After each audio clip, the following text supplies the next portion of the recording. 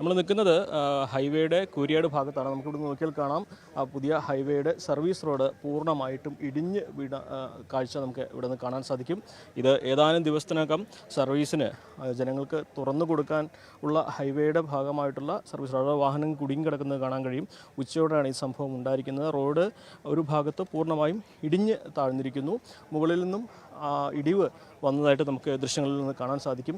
വാഹനങ്ങൾ കുടുങ്ങിക്കിടക്കുന്നതിൽ ആർക്കും അപകടമൊന്നും സംഭവിച്ചിട്ടില്ല എന്നത് വലിയ ഒരു ഭാഗ്യമായിട്ട് തന്നെ വേണം കരുതാൻ. പക്ഷേ എങ്ങനെ ഇത്തരത്തിലൊരു സംഭവം ഉണ്ടായി എന്ന ചോദ്യമാണ് ഉയരുന്നത്. നമുക്കിവിടെ കാണാൻ റോഡ് രണ്ടായിട്ട് ഇവിടെ വിണ്ട് കീറി ഇരിക്കുന്നത് കാണാൻ സാധിക്കും. ഇത് മണ്ണിട്ട് ഉയർത്തി ഹൈവേ ബൈപ്പാസ് ഹൈവേ മണ്ണിട്ട് ഉയർത്തിയതാണ് ഈ റോഡ്. അവിടെയാണ് ഇപ്പോൾ ഇത്തരത്തിലൊരു സംഭവം ഉണ്ടായിരിക്കുന്നത്.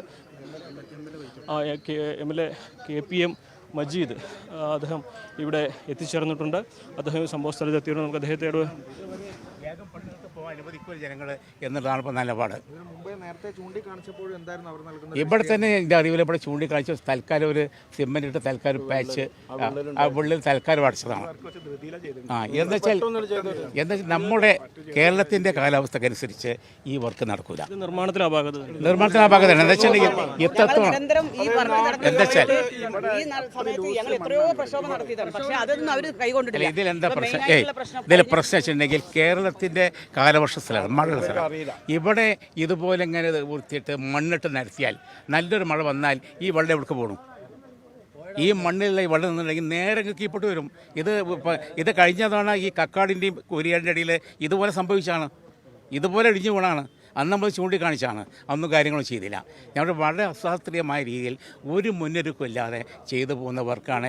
ഉയർത്തിയതിൽ പ്രശ്നം തന്നെ, മണ്ണിട്ട് ഉയർത്തിയ പ്രശ്നം. ഇത് സാധാരണ എല്ലാവർക്കും മനസ്സിലാകുന്ന കാര്യമില്ലേ? എത്ര ഉയരത്തിൽ ഇതുപോലെ കല്ല് വെച്ചിട്ടൊക്കെ അതിൽ മണ്ണിട്ടാൽ മഴ പെയ്താൽ എന്താ സ്ഥിതി? ആ വെള്ളത്തിൻ്റെ സ്ഥിതി വലിയ ദുരന്തമാണ്. വലിയ ദുരന്തം കഴിഞ്ഞ വടങ്ങാൻ സംഭവിച്ചു. വളരെ ദുരന്തം ഉണ്ടായില്ല. ഇത് ഭയങ്കര ദുരന്തം. പാടാണ്, അതങ്ങോട്ട് നീങ്ങിയതാ. ഇത് ഇത്ര വെയിറ്റ് ചെന്നിട്ട് ഇത് അങ്ങോട്ട് നീതി. ഹൈവേനോട് പറയുമ്പോൾ അവർ പറയാം ഞങ്ങൾ മറ്റുള്ള സ്ഥലങ്ങളിലൊക്കെ ഇതിലും വലിയ വർക്ക് നടത്തിയതാണ്, ഞങ്ങൾ ഇതിലും വലുതൊക്കെ കണ്ടതാണ് എന്നുള്ള സംസാരം ഒന്നും ഒരു ഏൽക്കണില്ല. ഇത് നേരത്തെ ചൂണ്ടിക്കാണിച്ചാണ് നമ്മൾ ജില്ലാ വികസന സമിതിയിൽ ഈ പ്രശ്നം നിരന്തരമായി ചർച്ച ചെയ്തുകൊണ്ടിരിക്കുന്നതാണ്. ഇത് മാത്രമല്ല, അവരിപ്പോൾ ഡ്രെയിനേജ് ഉണ്ടാക്കിയിട്ടുണ്ട്. ഈ വെള്ളം എവിടെ പോകുന്നത്? ഈ വെള്ളം മുഴുവൻ നാട്ടുകാരുടെ വീടുകളിലേക്ക് കൂടുകയാണ്, പറമ്പ് കൂടുകയാണ്. ഒരു തീരുമാനം ഉണ്ടെന്നില്ല. അതുപോലെ തന്നെ ഇവിടെ വന്ന് ചെയ്യുന്ന കുറച്ച് ചെറിയ റോഡുകളുണ്ട്, പഞ്ചായത്തോടെ എല്ലാം അടച്ചിരിക്കുകയാണ്. വളരെ അപകടകരമായ നിലപാടായിരിക്കുള്ളത്. അതിനുശേഷം ഹൈവേ ബന്ധപ്പെട്ട് സംസാരിക്കും. ഇപ്പം ഞാൻ പറയാം, നമ്മുടെ തിരങ്ങാടി മണ്ഡലത്തിലെ 4 പഞ്ചായത്ത് പരാതി കൊടുത്തിട്ട് 21-ാം തീയതി കലക്ടർ ചർച്ച വെച്ചിരിക്കുകയാണ്. ചർച്ച വെച്ചാലും അവർ തീരുമാനം നടപ്പിലാക്കൂല. അതപ്പോൾ നടന്നുകൊണ്ടിരിക്കുന്നത്. അതുകൊണ്ട് ഈ പോക്ക് പോവുകയാണെങ്കിൽ റോഡ് ജനങ്ങൾ ഉപരോധിക്കും. കാരണം വേറെ യാതൊരു വീടുണ്ടാവില്ല.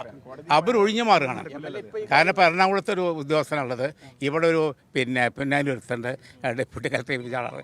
അവർക്കൊന്നും അറിയില്ല എന്താണ് ഇന്നുണ്ടായതിന് ബന്ധപ്പെട്ടില്ല. ഇതിനു മുമ്പ് നടന്നു, ഇതിന് മുമ്പ് നടന്നതാണ്, ചർച്ച ചെയ്താണ്. ഇതിപ്പോൾ ഉണ്ടായിട്ടല്ലേ ഉള്ളൂ. ജില്ലാ കളക്ടർ സംസാരിച്ചിട്ടുണ്ട്. ഈ സംഗതി ഇപ്പോൾ സംസാരിച്ചിട്ടുണ്ട്. ഇതിപ്പോ ഹൈവേ തുറക്കാനുള്ള ഈ ദിവസങ്ങൾ മാത്രമാണ് ബാക്കിയുള്ളത്. അതിനു മുമ്പാണ് ഇപ്പോൾ എന്താ വെച്ചാൽ അവരുടെ ഞാൻ മനസ്സിലാക്കി കൊടുത്താൽ ഈ പരാതികളും കേൾക്കാതെ വേഗം വർക്ക് തീർത്ത് രക്ഷപ്പെടാനുള്ള ഒരു നിലപാടാണ് എനിക്ക് തോന്നിയിട്ടുള്ളത്, MLA തോന്നിയിട്ടുള്ളത്. അങ്ങനെയാണെങ്കിൽ നമ്മളിത് ഉപരോധിക്കേണ്ടി വരും. കാരണം അങ്ങനത്തെ റോഡ് പടച്ചിട്ട് കാര്യം ഇവർ പോയി കഴിഞ്ഞാൽ പിന്നെ ആരെയും വർക്ക് ചെയ്യുക? ശരിക്കും മണ്ണ് ഇരിക്കാനുള്ള ഒരു സമയം കൊടുത്തില്ല എന്നുള്ളതായിരിക്കും. അതല്ല, ഇങ്ങനത്തെ അതല്ല. നമ്മളെന്താ വെച്ചാൽ നമ്മുടെ കേരളത്തിൻ്റെ കാലാവസ്ഥയിൽ എങ്ങനെ ഇത്ര ഉയരത്തിൽ കെട്ടിയിട്ട് മണ്ണിട്ട് ചെയ്തെങ്കിൽ മഴ ചെയ്താൽ ആ വെള്ളം എടുക്കാൻ പോകണം. ഇപ്പോൾ കഴിഞ്ഞ മഴയ്ക്ക് 2 ദിവസം ഹൈവേ അടച്ചിട്ടു. എവിടെയും കേട്ടിട്ടുണ്ട് ഹൈവേ അടച്ചു. ഇവിടെ വെള്ളം കെട്ടേണ്ടത് കാരണമാണ് ഹൈവേ അടച്ചിട്ടുള്ള കാരണം. അപ്പോൾ ഞങ്ങൾ നിരന്തരം ഇവരായിട്ട് ബന്ധപ്പെട്ടിട്ടുണ്ട്. പക്ഷേ അവർ നമ്മൾ പറയുന്ന ഒന്നും കൈക്കൊള്ളണം. അവരെന്താ തീരുമാനിച്ചത് അത് എടുത്തു പോവുക. ഇപ്പോൾ നമ്മൾ ജനങ്ങൾ ഇതേമാതിരി തന്നെ നമ്മൾ ഇനി വലിയൊരു പ്രശ്നം വരാൻ പറഞ്ഞാൽ ഈ പുഴേൻ്റെ ഇതാണ്. ഇത് പാലം, അത് 45 വർഷം മുമ്പുള്ള പാലാണ്. പക്ഷേ അവരത് മെയിൻറ്റെയിൻ ചെയ്താണ് പോകുന്നത്. പക്ഷേ അത് ഒരിക്കലും ഒരു പ്രാവർത്തികമാവില്ല. ഇതിനെക്കാട്ടി വലിയൊരു ഡേഞ്ചറാണ് ഇപ്പോൾ ഈ പാലത്തിന് വരാൻ പോകുന്നത്. അത് നമ്മൾ ഇതേമാതിരി ഹൈവേയിൽ മുഴുവൻ അപാകതയാണ്. അതെ അതെ അതെ അതെ 6 വരിപ്പാത ഉള്ളത് കൂരിയാട് പാലെത്തുമ്പോൾ 5 വരിയാക്കി. അവർ പുതിയൊരു പാലം നിർമ്മിക്കുമ്പോൾ അവർക്ക് എക്സ്പെൻസ് വരുമെന്ന് കണ്ടിട്ട് പഴയ പാലത്തിന് ഇനിയും 50 കൊല്ലത്തെ പദ്ധതി പറഞ്ഞിട്ട് ആദ്യം പദ്ധതി ഉണ്ടായിട്ട് ഫൈലിംഗ് നടത്തിയതാണ് അവിടെ.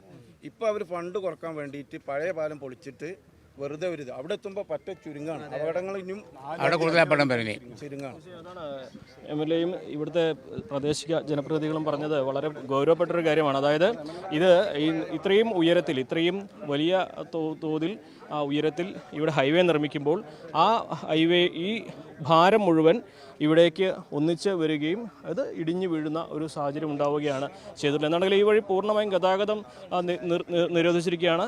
മമ്പുറം കാട് വഴി വാഹനങ്ങളൊക്കെ വഴി തിരിച്ച് വിട്ടിട്ടുണ്ട്.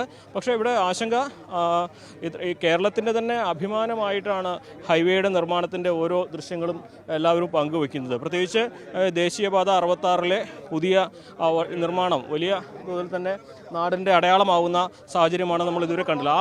അങ്ങനെ അഭിമാനമാകുന്ന, അടയാളമാകുന്ന ആ ദേശീയപാതയുടെ ഒരു ഭാഗമാണ് ഇപ്പോൾ ഇത്തരത്തിൽ ഇടിഞ്ഞു വീണിരിക്കുന്നത്, സർവീസ് റോഡ് പൂർണ്ണമായും തകർന്നു വീണിരിക്കുന്നത്. എന്തു തന്നെയാണെങ്കിലും വലിയ ആശങ്ക ഉയർത്തുന്ന ഒരു സംഭവം തന്നെയാണ് ഇവിടെ കുരിയാട് സംഭവിച്ചിരിക്കുന്നത്. ആളപായം സംഭവിച്ചില്ല എന്നത് മാത്രമാണ് ഇതിൽ ഭാഗ്യമായി എടുത്തു പറയാവുന്ന ഒരേ ഒരു കാര്യം. അഖിലോട്ട് പറയ്ക്കൊപ്പം CV അനുമോദ്, ന്യൂസ് 18.